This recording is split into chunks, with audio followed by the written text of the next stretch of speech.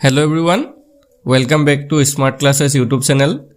বন্ধুসকল আজিৰ ভিডিঅ'ত আমি আপোনালোকৰ আগন্তুক অনুষ্ঠিত হ'ব লগা আসাম পুলিচ, এবিউবি, এসআই বা এপিআৰও বা ফৰেষ্টৰ যিকোনো ধৰণৰ ৰিটেন এক্সামৰ কাৰণে সহায়ক হোৱাকৈ কেইটামান মোষ্ট ইম্পৰ্টেণ্ট জিকে কুৱেশ্যন লৈ আহিছোঁ। তো আপোনালোকে ভিডিঅ'টো শেষলৈকে চাই থাকিব আৰু কুৱেশ্যনখিনি মনত ৰাখিবলৈ চেষ্টা কৰিব। আৰু বন্ধুসকল ইয়াতে আপোনালোকক আৰু এটা কথা জনাই থওঁ, যদি আপোনালোকৰ আসাম পুলিচৰ যিকোনো ধৰণৰ পৰীক্ষাৰ কাৰণে PDF সমূহ লাগে, অল সাবজেক্টৰ PDF আপোনালোকে পাই যাব। তো PDF খিনি পাবলৈ স্ক্ৰিনত আপোনালোকৰ এটা নাম্বাৰ দেখিছে 8133840965, সেই নাম্বাৰটোত আমাক হোৱাটছআপত মেছেজ কৰি অল সাবজেক্টৰ PDF সমূহ খুব কম মূল্যত লাভ কৰিব পাৰিব। তো যদি আপোনালোকৰ লাগে এতিয়াই হোৱাটছআপত মেছেজ কৰক। তো এতিয়া আমি বেছি দেৰি নকৰোঁ, কুৱেশ্যনখিনি চাওঁ। তো ফাৰ্ষ্ট কুৱেশ্যনটোত কি কৈছে চাওক। What was the Dandi March at protest for? Dandi Marchৰ কিহৰ বাবে কৰা প্ৰতিবাদ আছিল? ঠিক আছে, দাণ্ডি মাৰ্চৰ যে আমি প্ৰতিবাদটোৰ কথা শুনো, ঠিক আছে, বা যেটো আমি লোন সত্যাগ্ৰহ বুলি কোৱা হয়, তো সেই সত্যাগ্ৰহটো বা দাণ্ডি সত্যাগ্ৰহটো কিহৰ কাৰণে হৈছিলেনো? সো এটো হৈ যাব কি অপচন সি, দা সল্ট টেক্স, অৰ্থাৎ যে নিমখৰ ওপৰত বা লোনৰ ওপৰত যেটো টেক্স লগোৱা হৈছিল বা কৰ লগোৱা হৈছিল, তাৰ কাৰণে এই আন্দোলনটো বা দাণ্ডি মাৰ্চটো আৰম্ভ হৈছিল। ঠিক আছে, এটো ইম্পৰ্টেন্ট কোৱেশ্চন হয়, মনত ৰাখি থব। Next question, where did the first phase of the industrial revolution begin? ঔদ্যোগিক বিপ্লৱৰ প্ৰথম পৰ্যায়ৰ আৰম্ভণি ক'ত হৈছিল? ঠিক আছে, ঔদ্যোগিক বিপ্লৱৰ এটো প্ৰথম পৰ্যায়ৰ আৰম্ভণি, সো এটো ক'ত হৈছিল? এটো হৈছিল অপচন সি, ব্ৰিটেইন। ঠিক আছে, ব্ৰিটেইনত হৈছিল বা গ্ৰেট ব্ৰিটেইন বুলি আহিব পাৰে। Next question, which of the following event is associated with the beginning of the Quiet India movement? অৰ্থাৎ ভাৰত ত্যাগ আন্দোলনৰ আৰম্ভণিৰ লগত তলৰ কোনটো ঘটনা জড়িত হয়? তো এটো হ'ব কি option A, da Cripps mission. ঠিক আছে, এই ক্ৰিপছ মিছনটোৰ পৰাই ভাৰত ত্যাগ আন্দোলনৰ আৰম্ভণি হৈছিল বা ক্ৰিপছ মিছনটোকে ভাৰত ত্যাগ আন্দোলনৰ আৰম্ভণিৰ পৰ্যায় বুলি ধৰিব পৰা যায়। নেক্সট কোৱেশ্চনটো হৈছে, which state is the largest producer of food grain in India? অৰ্থাৎ ভাৰতৰ খাদ্য শস্যৰ সৰ্বাধিক উৎপাদনকাৰী কোনখন ৰাজ্য হয়? ঠিক আছে, ভাৰতৰ কোনখন ৰাজ্যত আটাইতকৈ বেছি পৰিমাণে খাদ্য শস্যৰ উৎপাদন হয়? তো এটো হৈ যাব অপচন সি, উত্তৰ প্ৰদেশত হয়। Next question, which of the following is not a factor in determining the development of a country? তলৰ কোনটো দেশৰ উন্নয়নৰ নিৰ্ধাৰণৰ কাৰক নহয়? ঠিক আছে, তলৰ কিটাৰ ভিতৰত কোনটো দেশৰ উন্নয়নৰ নিৰ্ধাৰণৰ কাৰক নহয়? সো এটো হৈ যাব অপচন সি, টোটেল পপুলেশ্যন, অৰ্থাৎ দেশৰ যেটো মুঠ জনসংখ্যা আছে হেতু উন্নয়নৰ নিৰ্ধাৰণৰ কাৰক হ'ব নোৱাৰে। নেক্সট কোৱেশ্চনটো হৈছে, which of the following is a feature of a federal government? তলৰ কোনটো ফেডাৰেল চৰকাৰৰ বৈশিষ্ট্য হয়? ঠিক আছে, তলৰ অপচন কিটাৰ ভিতৰত কোনটো ফেডাৰেল চৰকাৰৰ বৈশিষ্ট্য হয়? সো এটো হৈ যাব option B, division of powers between different levels of government. Next কোৱেশ্চনটো চাওক, who was the first Indian woman to win a Nobel Prize? Nobel বঁটা লাভ কৰা প্ৰথমগৰাকী ভাৰতীয় মহিলা কোন আছিল? ঠিক আছে, প্ৰথমগৰাকী ভাৰতীয় মহিলা নাম সুধিছে যিয়ে নোবেল বঁটা লাভ কৰিছিল। তো এটো হৈ যাব অপচন বি, মাদাৰ টেৰেছা। ঠিক আছে, মাদাৰ টেৰেছাই নোবেল বঁটা লাভ কৰা প্ৰথমগৰাকী ভাৰতীয় মহিলা আছিল। Next question, which of the following is not a feature of the Indian Constitution? তলৰ কোনটো ভাৰতীয় সংবিধানৰ বৈশিষ্ট্য নহয়? তো ভালদৰে অপচন কিটা পঢ়িছা, কোনটো বৈশিষ্ট্য নহয় সুধিছে। তো ইয়াৰে ভিতৰত অপচন ডিটো হ'ব শুদ্ধত্তৰ, অটোক্ৰেসি। ঠিক আছে, অটোক্ৰেসিটো ভাৰতীয় যিখন সংবিধানৰ বৈশিষ্ট্য নহয়। Next question, what was the main cause of the decline of Indian textiles in the 19th century? অৰ্থাৎ 19 শতিকাত ভাৰতীয় বস্ত্ৰশিল্পৰ অৱনতিৰ মূল কাৰণ কি আছিল? তো এটো হৈ যাব option B, competition from British machine made cloth. তো ব্ৰিটিছসকলৰ বা ইংৰাজসকলৰ যিবিলাক মেচিন মেড কাপোৰ আছিলে, সো তাৰ কম্পিটিশনৰ কাৰণে ভাৰতৰ যিবিলাক বয়ন শিল্প আছিলে বা বস্ত্ৰশিল্প আছিলে সেইবিলাকৰ অৱনতি ঘটিছিলে। নেক্সট কোৱেশ্চনটো হৈছে, which of the following events is considered the beginning of the French Revolution? তলৰ কোনটো পৰিঘটনাক ফৰাচী বিপ্লৱৰ আৰম্ভণি বুলি গণ্য কৰা হয়? ঠিক আছে, কোনটো পৰিঘটনাক ফৰাচী বিপ্লৱৰ আৰম্ভণি বুলি গণ্য কৰা হয়? তো এটো হৈ যাব option A, the storming of the Bastille. অৰ্থাৎ কি কৈছে যে যিবিলাক বস্তিলাত হোৱা ধুমুহা যিবিলাক হৈছিলে বস্তিলাত সেইবিলাকৰ কাৰণেই ফৰাচী বিপ্লৱৰ আৰম্ভণি হৈছিল বুলি গণ্য কৰা হয় নেক্সট কোৱেশ্চনটো হৈছে what is mean by the term secularism ধৰ্মনিৰপেক্ষতা এই শব্দটোৱে কি বুজায় ঠিক আছে ধৰ্মনিৰপেক্ষতা শব্দটোৱে কি বুজায় তো ইয়াৰ কাৰেক্ট আনসাৰটো option B the state having no official religion অৰ্থাৎ এই ৰাজ্যখনৰ কোনো চৰকাৰী ধৰ্ম নাথাকিব সেকুলাৰিজমটো এইটো বুজায় যে আমাৰ ভাৰতীয় ৰাজ্যখন যে আমাৰ ভাৰত যিখন ৰাজ্য আছে এই ভাৰতৰ ৰাজ্যবিলাকত কোনো এটা চৰকাৰী ধৰ্ম নাথাকিব মানে সকলো ধৰ্মৰ লোকে থাকিব পাৰিব আৰু সকলো ধৰ্মৰ লোকে তেওঁলোকৰ ধৰ্মীয় অনুষ্ঠানবিলাক কৰিব পাৰিব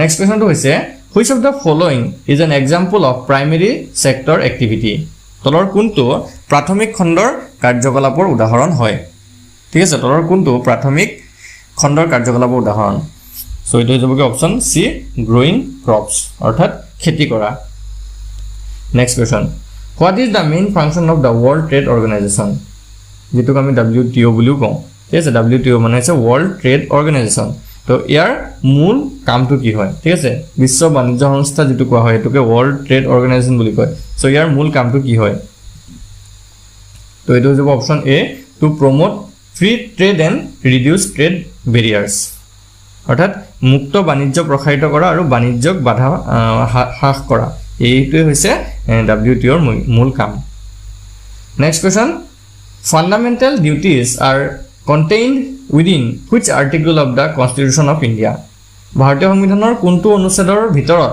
মৌলিক কৰ্তব্যসমূহ সন্নিৱিষ্ট কৰা হৈছে ঠিক আছে ভাৰতীয় সংবিধানৰ কোনটো অনুচ্ছেদত মৌলিক কৰ্তব্য যিকেইটা আছে আমাৰ যেটো মৌলিক 11টা মৌলিক কৰ্তব্য আছে এইকেইটা অন্তৰ্ভুক্ত কৰিছে তো এইটো হ'ব অপচন বি আৰ্টিকল 51 এ ঠিক আছে অনুচ্ছেদ 51 এ এইকেইটা অন্তৰ্ভুক্ত কৰা হৈছে নেক্সট কোৱেশ্চনটো হৈছে which of the following combination is not correct তলৰ কোনটো সংমিশ্ৰণ শুদ্ধ নহয় সো এতিয়া আমি ভালকে কিটা পঢ়ি চাব লাগিব কি কি দিছে উলাৰ লেক দি আছে কাশ্মীৰ নৈনী লেক দি আছে উত্তৰাখণ্ড ভেমনাথ লেক দি আছে মহাৰাষ্ট্ৰ আৰু চিলকা লেক দি আছে ওড়িশা তো ইয়াৰ ভিতৰত কোনটো শুদ্ধ নহয় আমাক সুধিছে তো এটো হৈ যাব কি অপচন সি ভেমনাথ লেক মহাৰাষ্ট্ৰ এটো শুদ্ধ নহয় ভেমনাথ হ্ৰদটো কেৰালাত আছে ঠিক আছে এটো কেৰালাত আছে ভেমনাথ হ্ৰদটো ক'ত আছে কেৰালাত আছে মনত ৰাখি থব নেক্সট কোৱেশ্চনটো হৈছে বেটেল অফ বাক্সাৰ ওয়াজ ফট ইন তো বাক্সাৰ যুদ্ধ কিমান চনত হৈছিল বা বাক্সাৰ যুদ্ধ কেতিয়া সংঘটিত হৈছিল তো এইটো হ'ব অপচন ডি 1764 হৈছিল ঠিক আছে 1764 অৰ্থাৎ 1764 চনৰ 22 অক্টোবৰত হৈছিল 22 অক্টোবৰত বাক্সাৰ যুদ্ধ সংঘটিত হৈছিল next question who return his knighthood after the Jallianwala Bagh massacre Jallianwala Bagh হত্যাকাণ্ডৰ পিছত কোনে নিজৰ নাইট উপাধি ঘূৰাই দিছিল ঠিক আছে নাইটহুড উপাধিটো কোনে ঘূৰাই দিছিল Jallianwala Baghৰ হত্যাকাণ্ডৰ পিছত সত্য আছিল অপচন ডি ৰবীন্দ্ৰনাথ টেগোৰ ঠিক আছে ৰবীন্দ্ৰনাথ ঠাকুৰক নাইটহুড উপাধিটো প্ৰদান কৰিছিল কিন্তু Jallianwala Baghৰ হত্যাকাণ্ডৰ পিছত তেওঁ সেই উপাধিটো ঘূৰাই দিছিল নেক্সট কোৱেশ্চনটো হৈছে lake Kolleru is situated in which of the following state তলৰ কোনখন ৰাজ্যত কল্লেৰু হ্ৰদ অৱস্থিত হয় ঠিক আছে কল্লেৰু হ্ৰদটো কোনখন ৰাজ্যত অৱস্থিত হয় তো এইটো হ'ব অপচন এ আন্ধ্ৰ প্ৰদেশত অৱস্থিত next question where is the dargah of Sheikh Khwaja Qutbuddin Bakhtiyar Kaki located Sheikh Khwaja Qutbuddin Bakhtiyar কাকিৰ দৰগাহ ক'ত অৱস্থিত সো নামটো বহুত দীঘলীয়া হয় ভালকে মনত ৰাখিব আৰু এনেকুৱা বিলাক মনত ৰাখিবলৈ সুবিধা হয় যে শেখ খ্বাজা কুতুবুদ্দিন বখতিয়াৰ কাকি তেওঁৰ দৰগাহ ক'ত আছে সো এইটো হৈ যাবগে অপচন ডি দিল্লীত আছে next question when was the budget system introduced for the first time in India তো ভাৰতত প্ৰথমবাৰৰ বাবে বাজেট ব্যৱস্থা কেতিয়া প্ৰৱৰ্তন কৰা হৈছিল ঠিক আছে ভাৰতত ফাৰ্স্ট টাইম কেতিয়া বাজেট ব্যৱস্থা প্ৰৱৰ্তন কৰা হৈছিল তো ইয়াৰ কাৰেক্ট আনসাৰটো অপচন বি 1860 অৰ্থাৎ 1860 চনত প্ৰথম প্ৰৱৰ্তন কৰা হৈছিল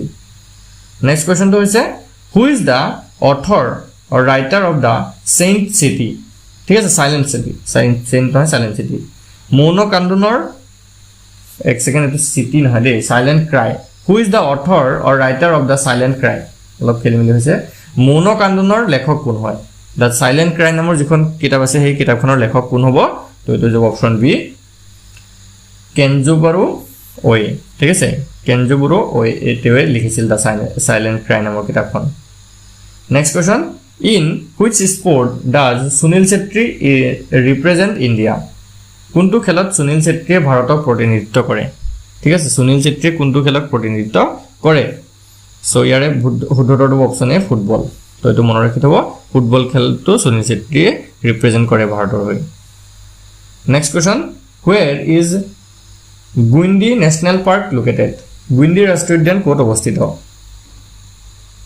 তেটো যাব অপচন ডি তামিলনাডুত অৱস্থিত নেক্সট কোৱেশ্চনটো হৈছে which Indian founded the Natal Indian Congress কোন ভাৰতীয় নাটাল ইণ্ডিয়ান কংগ্ৰেছ প্ৰতিষ্ঠা কৰিছিল সো এটো যাব অপচন সি মহাত্মা গান্ধী হয় ঠিক আছে মহাত্মা গান্ধীয়ে নাটাল ইণ্ডিয়ান কংগ্ৰেছ প্ৰতিষ্ঠা কৰিছিল আৰু চনটো আছিল 1894 1894 চনত প্ৰতিষ্ঠা কৰিছিল next question who was the president of the 19th session of the Indian National Congress তো ভাৰতীয় জাতীয় কংগ্ৰেছৰ 19 সংখ্যক অধিৱেশনৰ সভাপতি কোন আছিল তো তেও আছিল অপচন সি লালমোহন ঘোষ ঠিক আছে আৰু এই সেশনটো 1930 হৈছিল ঠিক আছে 1930 চনত হৈছিল আৰু কোট হৈছিল যদি আহে তেতিয়া হয়তো হ'ব মাদ্ৰাজত ঠিক আছে 1930 চনত ভাৰতীয় জাতীয় কংগ্ৰেছৰ 19 সংখ্যক যিখন অধিৱেশন হেতু হৈছিল মাদ্ৰাজত আৰু তাৰ সভাপতিত্ব কৰিছিল লালমোহন ঘোষে নেক্সট কোৱেশ্চনটো হৈছে who appoints the chief justice of India তো ভাৰতৰ যিজন মুখ্য ন্যায়াধীশ থাকে তেওঁ কোনে নিযুক্তি দিয়ে ঠিক আছে ভাৰতৰ মুখ্য ন্যায়াধীশজনক কোনে নিযুক্তি দিয়ে সো ইয়াৰ কাৰেক্ট আনসাৰটো হ'ব কি অপচন ডি প্ৰেসিডেন্ট অৰ্থাৎ যিজন ৰাষ্ট্ৰপতি থাকে ভাৰতৰ সেই ৰাষ্ট্ৰপতিজনে নিযুক্তি দিয়ে নেক্সট কোৱেশ্চনটো হৈছে in which state is Surajkund lake located Surajkund হ্ৰদ কোনখন ৰাজ্যত অৱস্থিত তো এটো হ'ব অপচন এ হাৰিয়ানাত অৱস্থিত নেক্সট কোৱেশ্চনটো হৈছে in which state of India is Gol Gumbaz located ভাৰতৰ কোনখন ৰাজ্যত গোল গম্বুজ অৱস্থিত হয় তো এটো হ'ব অপচন সি কৰ্ণাটকত অৱস্থিত হয় next question where is Zojila Pass located ঠিক আছে জজিলা ঠিক আছে জজিলা নহয় জজিলা পাস তো জজিলা পাস ক'ত অৱস্থিত হয় তো এটো হৈ যাবগে option B Jammu and Kashmir ঠিক আছে জম্মু কাশ্মীৰৰ লাডাখত এই জজিলা পাসটো অৱস্থিত হয় আজি ভিডিওৰ লাষ্ট কোৱেশ্চনটো চাওক mandu festival is a famous festival in which of the following state তলৰ কোনখন ৰাজ্যৰ এখন বিখ্যাত উৎসৱ হৈছে মাণ্ডু উৎসৱ সো কোনটো হ'ব এটো হৈ যাবগে অপচন এ মধ্যপ্ৰদেশ ঠিক আছে মাণ্ডুলা যেটো উৎসৱ আছে এটো মধ্যপ্ৰদেশত পালন কৰা হয় তো আজি ভিডিওটো যদি ভাল লাগিলে ভিডিওটো এটা লাইক কৰি দিব চেনেলটো সাবস্ক্ৰাইব কৰি লব